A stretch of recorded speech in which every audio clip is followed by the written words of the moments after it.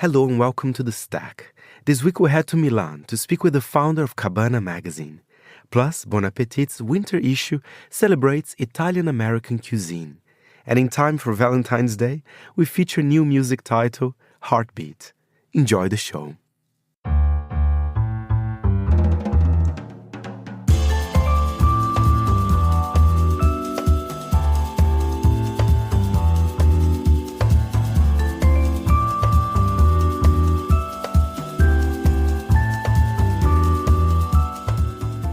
From Midori House in London, this is The Stack, 30 minutes of print industry analysis, and I am Fernando Augusto Pacheco. We start the show in Milan, where our team is located for a series of special shows live from the Winter Olympics. Monocle's Ed Stalker spoke with Martina Mondadori, founder and editor-in-chief of Cabana magazine, a biannual and decorative arts publication that we love here on The Stack. Let's hear more from Martina.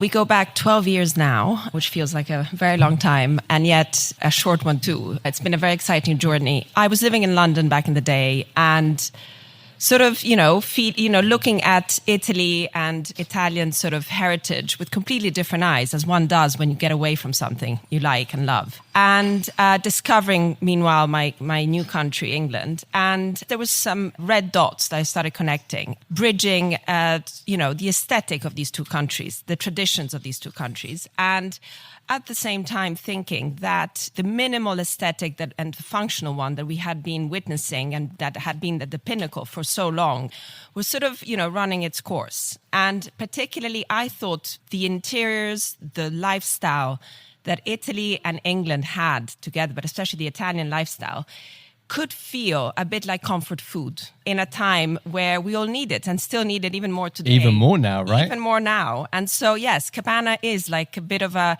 great warm croissant in the morning like of a rainy day or a analogy. foggy day like today. I like that. Next time I pick it up, I'll think of warm Exactly, croissants. yes. I mean, I feel like there's some crossover with Monocle magazine sure. in the sense that, you have these beautiful covers. You think about... Tyler is a role model for me, I have to say, yeah. You think about paper stock and things like that.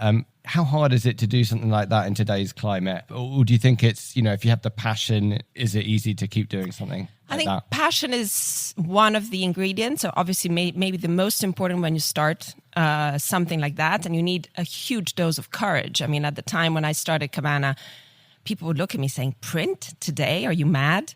Obviously, it was never only about print or a magazine, as Monocle did so well. For us, it's building a brand. It's building a world for an audience to reference itself in. And I think in today's world, especially the publishing world, you don't need to want to aspire to talk to everyone. You need to know who your audience is, build on that one, know what your DNA is.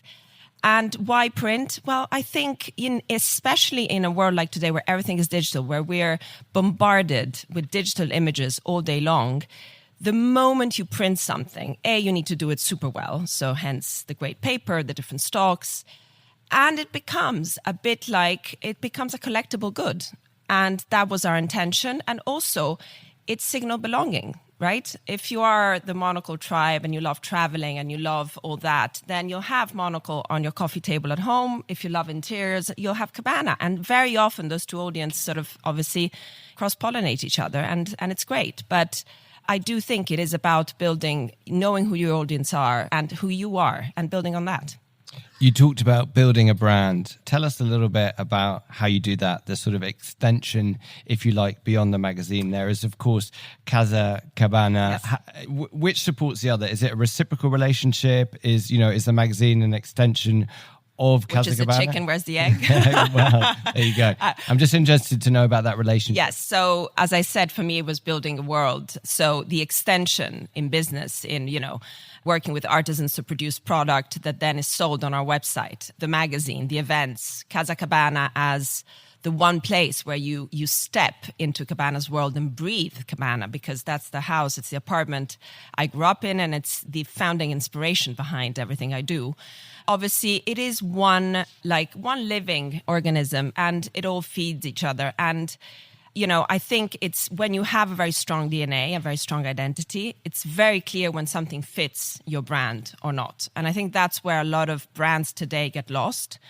It's probably they try to speak to everyone or try to appeal to so many different audiences. And maybe that's where you start getting lost. But yeah. So what the secret is just having a really strong identity and knowing who you are, is that yes, it? I think so. Like in life. Okay. It takes a while. We've got some life coaching this morning No, as but well. it takes a while. But I think that's yeah. How do you navigate as well? Obviously, we talked about the beauty of the print product. How do you navigate online? Because obviously it's undeniable, it's there. It's how people consume. Of course. It's our daily interaction with our readers, with our audience through social media. Our Instagram is very strong, obviously, as a visual brand like Cabana. We obviously have an online presence. We have a very strong e-commerce. But then again, last year here in Milan, we're very radicated here in Milan. We opened our first physical retail, like Monocle has with its cafes. I think it's an hybrid between, it's a business based on media and commerce. Not very differently if you think big, even giants like Netflix nowadays started as media and go into commerce with merchandising and investing in some of their brands and shows. So it is always for us obviously important, the print. The print comes out twice a year for now. And then there's a constant daily input of online. And we launched our Substack channel last year. So it's constantly evolving. Again, I think it's a matter of quality of whatever we do. We have to do it well. You mentioned the fact that you were living in London first, and then you moved back to Milan. You moved at a time when Milan was going through lots of changes, and it still is an evolving city. Lots of people are moving here, etc. Do you feel today that Cabana couldn't be anywhere else than Milan? Cabana could be somewhere, elsewhere. I think again, you never know where life takes you, but. To be honest, Milan is a great place to be. It's a great base because, again, we started here. It's a very easy city still for now to live in the sense that it's small and it's still a metropolitan city, an international city. I always say the one thing that makes Milan is Linate. Because it is like a train station and, doing Linate Heathrow is the easiest thing for me. But Milan has definitely changed, evolved. When I moved back 6 years ago, I couldn't recognize it. And it was just right after the pandemic, which was a big deal, obviously, here. And yet it felt vibrant. And not only we've had a huge influx of foreigners choosing it as their residence and their city, but that brings also a lot of new people visiting each week. And that's what makes it exciting and dynamic. Thank you very much, Martina. And for more info, go to cabanamagazine.com.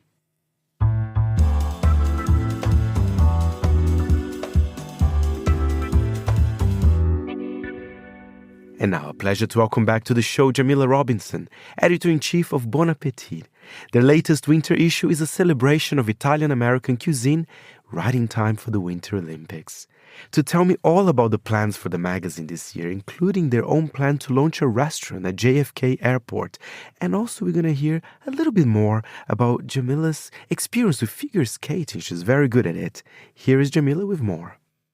We were so excited about putting together an issue that was going to be aligned with the Winter Games, knowing that they were in Milan and Cortina, and then knowing that Italian food is so important to American culture. There are little Italies all over the States. And we really wanted to think about that heritage. We wanted to think about some of our favorite dishes, whether that's a lasagna or a cioppino, or even just spaghetti and meatballs. These are very important dishes across the US, along with the other pizzas and pastas. And so we wanted to take a look at that heritage. Italian cuisine is among the most popular in the US. And so we really wanted to highlight what people love about these kinds of dishes. Italian cuisine is filled with soups and stews, so it's perfect for the winter. So many comforting dishes that make you feel warm and special. And so it's also great game day cuisine. So we've got lots of recipes that also were especially created because we knew people were going to be watching the Super Bowl and the Olympics at the same time. Very good timing. And one of my favorite articles, because I find it so interesting as well, is how Italian-American cuisine is going global. Of course, we're talking here about Carbone, which is just came here to London, but there are other restaurants here opening up, and they are saying we're dedicated to Italian America. So that's super fascinating, right? Yeah, well, Italian cuisine is extraordinarily welcoming, but some of the popular dishes, when people come to the US and they have Italian American cuisine, and then they go to Italy and they expect those same kind of dishes, they're expecting a lasagna, they're expecting ravioli with butternut squash and dishes that aren't classically Italian. And so they're looking for those kinds of dishes. So when you see incredible things like our chicken parm that you would have at a Carbone or different kinds of ravioli, the way that we use meat and fish and the way we might grill things is a little bit different than what you would find in Italy, but it also expresses the way that Italian cuisine is expressed all over the world. And because you can add so many different kinds of ingredients, it can be interpreted in so many ways. And we find that people really love the American interpretations, especially dishes like lasagna, chicken parm, or Alfredos, and different kinds of sauces. I never tried the chicken parm. I really must now. Oh, Do I you think like it? so. Oh, you get the crunchy, you get chicken, it's flattened and then it's crispy, and then you get the cheese and the sauce. Oh, it's one of my favorite dishes. And one thing I love about dishes like that is that it can be in pasta, it can be a sandwich. What's so interesting about Italian American cuisine is that it really does bring in ingredients that people just have around them. That's really the American story of cuisine writ large. If we had pastas, but there were different kinds of herbs, different meats and sauces, different uses of fish and seafood that we see all over the country, or dishes that maybe a ravioli is toasted in St. Louis and it's done a little bit differently in Boston or New York or New Orleans. We have so many different kinds of people in the US, and they all interpret Italian American cuisine differently. So it's a really exciting way for us to express our culture as well. And of course, the Winter Olympics are happening right now. I want to hear, because I know you are a figure skater, but that's a very interesting thing that we must discuss. But also there's something in the new issue as well, where some athletes, they are talking about some of their comfort food. It can be a pumpkin pie. I believe there's a chicken parm as well for one of the athletes. So tell us more about this story. I thought it was a super fun story. I love the Olympics, and I truly fancy the Winter Games because I love the snow and the sledding. And I think Olympians are superheroes, and the Olympians and Paralympians that we have featured are telling us about all the dishes that they really love, that they crave after an event. And it really makes them more human. When you see a Mystic Rowe who's competing in skeleton, she loves a ribeye and a Caesar salad. And we had people like the figure skaters, Madison Chalk and Evan Bates. They love pizza. Brenna Huckabee, who's a snowboarder, she likes a burger. Our Paralympian Audrey Crowley loves sushi. So when you see that these people who are doing these incredibly physically taxing events, and they are doing these superhuman things, to know that they like a burger and some pizza, I think makes them a little bit more relatable, but also shows that, hey, you can love these kinds of foods and also be an extraordinary athlete as well. And Jamila, let's go back to the Winter Olympics, because you're not just a fan, you are a figure skater yourself. You're a woman of many talents. Tell us more, because I'm sure the stack listener will want to know. Well, I used to compete on the adult circuit. I used to be an adult competitive figure skater, and I also coached for U.S. Figure Skating, Learn to Skate. So I know a lot about figure skating. I took it up as an adult when I was in my 20s and went from just wanting to learn to skate backward to I took my first lesson at 25 and I landed my first axel at 30. I'm a lot older than that now, but I still skate a couple of times a week, not only for exercise, but I love the feeling of jumping up in the air and feeling your body rotate, or it feels like flying. It's great exercise. And, it makes it really fun to watch when the winter games are on, when you can see, oh, yes, this skater is on this edge, not that edge. Oh, you can start to deduct all of the points. So it makes it really fun to watch when you actually do the sport that you love watching as well. And I wonder the figure skaters, because it's quite a demanding, kind of sport, if you think about it. I wonder what they will be eating. Will they be eating chicken parm, Jamila, do you think? Well, I've been watching the games, and apparently a lot of folks are eating the tiramisu in the Winter Village. And there are a lot of touch points with the Winter Games. The Polish teams are showing off a pierogi as one of the stuffies that they throw out on the ice. I think you're going to be seeing a lot of protein, of course, a lot of pastas for those carbohydrates. But I know of the figure skaters, I know they also eat a lot of sushi. Well, and I believe you. Well, besides this amazing issue, which is out now, right in time for the Olympics, we still have a week to go. I'm very excited. Tell us, how are you feeling about Bon Appétit in 2026? Are you excited? I wonder if you can tell us about how do you see the year for the magazine? Oh, it's going to be a very exciting year. America is having its 250th anniversary of our independence. So we're really looking forward to telling the story of American food, which, as I alluded to earlier, really tells a story of the way that we use ingredients, the way that we have so many different kinds of people who are Americans, and the way that we interpret the cuisines that have come from all of these other places, all of these other countries, and we have made them into things that are uniquely American. So we're going to be telling that story throughout the year. We're also going to be doing some collaborations with our Milan-based sister brand, La Cucina Italiana, which is great right now during the Olympic Games because they are based in Milan. But Italian food is so important. And with Italy earning the UNESCO designation for cultural heritage cuisine, we're really excited about some new ventures of showing people how to cook more Italian recipes. Even in our issue this year, we have remixed some Italian recipes, and we're sharing those with our Milan-based brand. So we're very excited about that.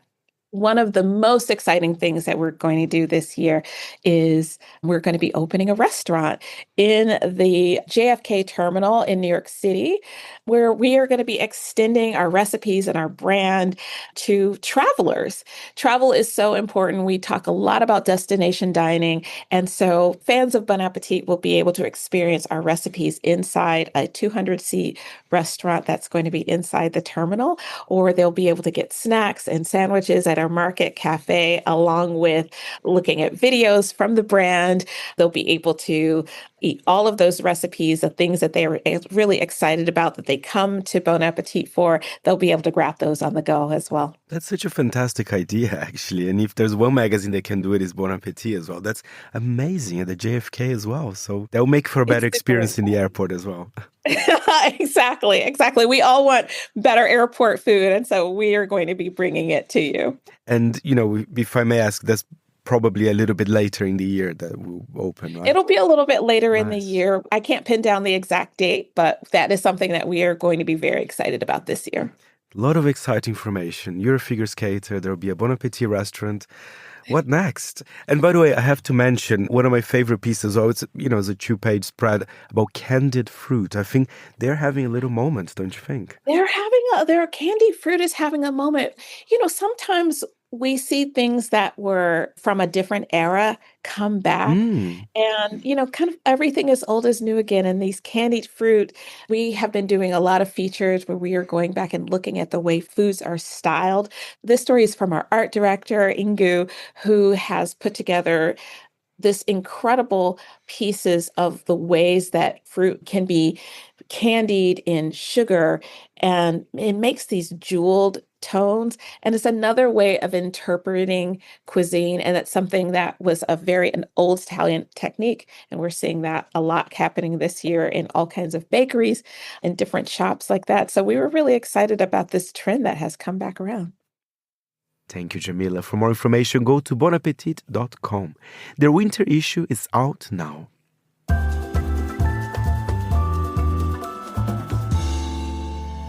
Coming up now, Monocle's Annelise Maynard speaks to Stephanie Madewell about Heartbeat, a brand new magazine exploring music and sound and the stories they carry. It's the latest release from the all-women team at Broccoli Publishers, the cult indie outfit behind titles like Catnip, Mushroom People, and Broccoli. But Heartbeat isn't your typical music magazine. The editorial team describe it as a curated mixtape of sonic tales. Readers are invited into the homes of record collectors in São Paulo through the history of hearing aids and mechanical birdsong, and onto Mexico City for a sonic day in the life. Along the way, playlists accompany each article, giving you something to tap your feet as you read the magazine.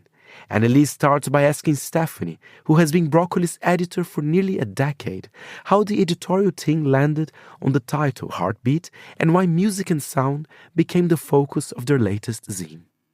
So Heartbeat came to be in the way that many of our productions sort of come to be, which is that as an editorial team, that's Anya Charbonneau, who's our founder and editor-in-chief, and Ellen Freeman, who's the deputy editor, and myself, we often just start thinking of ideas and stories, and they tend to coalesce around a core. And in this case, Pitchfork had announced that it was closing or changing hands, and it was quite a force in music writing. And people were having all sorts of emotions about this online. And amongst ourselves, we were really fascinated because the emotional reactions really spanned. But what they all seemed to evoke was that people wanted more stories, and they wanted stories they weren't getting. And so we started thinking about, what could that look like? If we were to make a music magazine, what would that be? And very, very quickly, the focus broadened from music to sound because it just felt so emotionally resonant and rich. And the name Heartbeat came about because Anya's partner, Ian, has a real genius for titles. And he was like, why don't you call it Heartbeat? And I think at first, I know I was sort of unpersuaded, but as I thought about it, I was like, no, this is actually the absolute perfect title because the one sound every human shares is their heartbeat. So there's like this incredible point of connection at the base that then pulls everything together, that then allows us to open up this huge and broad lens about the way sounds make us feel. I really feel that the title Heartbeat kind of does speak to that, as sound is something we live with and experience every day. You know, it's beyond just, musicians and songs. And this approach, was the distinction between sound and music very important for you, or did you like how they kind of combined? I've thought about this a lot, and I think the distinction comes down to intentionality. Music has a degree of intervention and intentionality, even if it's a field recording that somebody has taken of an environment and placed it in another context. And I think that we were just very interested in these many, many stories that started percolating through. And we've found through the years that if you give people sort of a wide prompt, they will come back with creativity that exceeds anything that we could, conjecture on our own. And so very quickly we were like, this is a magazine about how songs and music and sounds make us feel. And so by just kind of giving that as the brief, we were able to attract all sorts of different stories from all sorts of different corners of the world and all sorts of different angles that really felt, exciting and different, and like stories that weren't finding other ways to get out into the world. And the stories, they do differ a lot, but as you've said, the editorial team has called it a curated mixtape of sonic tales. And it does feel like an experience as you read. It doesn't feel like a passive read.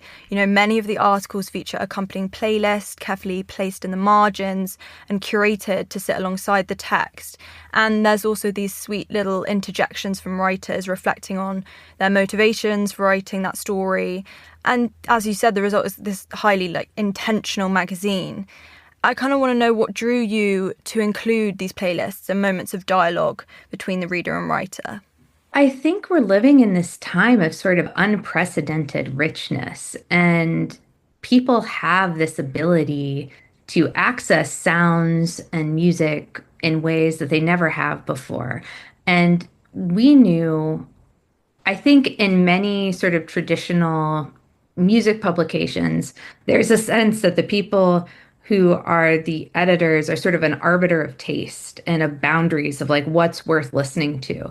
And we sort of wanted to flip that on its head and create a space where many different people could tell us what was worth listening to. And we know that, I mean, for many writers and many artists, they're working to music as they're creating in another format. And we were very curious to know, like, well, what songs were you listening to as you thought of this story? And we thought that would add like a layer for readers and also just completely blow past any sort of recommendations that would be limited by the boundaries of our own taste. And so we were really excited. I think one of the things we keep telling people is that no matter how much you listen to, if you flip through Heartbeat, you will find something you haven't heard. There's just so many recommendations and they're so different and they are so, for lack of a better term, algorithm breaking because they are beyond what the system wants to feed you. And so I think we're hoping that it acts as like a listening tool for people, that the intentional experience of going through the magazine encourages a sort of listening, but then there's also all this resources packed into it that give you avenues to go beyond the magazine and find something to listen to. I like your phrase then, algorithm breaking. As I said, you range many subjects, but for me, what kind of unified all of the articles and pieces was you focused on maybe unrepresented histories in music or the people working behind the scenes. So you've got the history of the hearing aid, the rock and roll pioneer, Sister Rosetta Tharpe, and the world of ADR, which for our listeners is additional dialogue recording, as well as Ali Willis, the songwriter responsible for Tony and Grammy-winning soundtracks and scores. How important was it for you to foreground these stories rather than, as a conventional music magazine would, centering on the biggest music stars of the moment and what TikTok is perhaps loving at the moment? One of the things I think we think about really intentionally and seriously is the fact that magazines are made of paper. They last. And we want the magazines we create to be worth reading for a long, long time. So they sort of act in two dimensions. They're a bottle for a particular moment and set of ideas, but that bottle then floats out on the tides. And we hope that whatever's in it is still rich and interesting and evocative to whoever picks it up whenever they pick it up. And so if you chase the moment too hard, I think you end up with something that feels very ephemeral and things, move so fast right now that it's hard to produce something that would capture a moment and have it out in the world in a way that wouldn't immediately feel dated. And so with everything we make, we kind of try to look through time. I mean, another thing is you're really limiting yourself by just focusing on the moment you're in. When you look backwards through history, there are just so many fascinating folks who've never had their moment in the spotlight or who have something about their story that's really resonant to now in maybe a way you wouldn't expect. All of our publications are sort of time agnostic in that we're looking at stories, any interesting story through time that feels like it fits within the confines of the magazine. And we hope that then gives the reader a way to step out of the very hectic narrowness of, like, for example, a screen-mediated existence into something that's richer and weirder and stranger and maybe takes them places they didn't know they wanted to go. Thank you very much. And for more information, go to broccolimag.com. And that's it for this week's show. My thanks to our editor, Jack Jewers. If you have any comments or queries, feel free to write to me, Fernando, at fp@monocle.com. And remember, we're back next Saturday at 10 a.m. London time. Meanwhile, you can always listen again at monocle.com or subscribe to the show on Apple Podcasts and Spotify. You've been listening to The Stack. I'm Fernando Augusto Pacheco. Until next time, it's goodbye from me.